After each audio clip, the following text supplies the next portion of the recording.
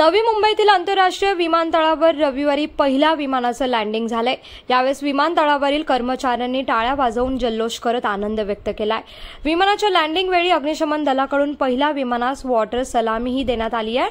त्यामुळे नवी मुंबईसह मुंबईकरांना या विमान सेवेचा वेगळाच आनंद आहे।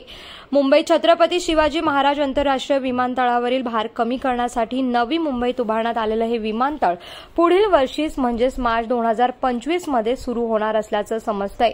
येथील विमान 29 डिसेंबर रोजी दुपारी 1:30च्या सुमारास पहिलं व्यावसायिक विमान इंडिगो A320चं यशस्वी लँडिंग करण्यात आलंय। तर महिनाभरापूर्वी वायुदलाच्या C295 आणि सुखोई 30 या विमानाचं येथे लँडिंग झालं होतं। या विमानांचं लँडिंग यशस्वी झाल्यानंतर पहिल्यांदाच व्यावसायिक विमानाचं लँडिंग करण्यात आलंय। जवळपास 5945 एकर जागेवर हे विमानतळ उभारण्यात आलंय। नवी मुंबई विमानतळाला दिबा पाटील आंतरराष्ट्रीय विमानतळ हे नाव देण्याचा निर्णय राज्य सरकारने घेतला असून लवकरच केंद्र सरकारकडून देखील त्यास मान्यता मिळणार आहे।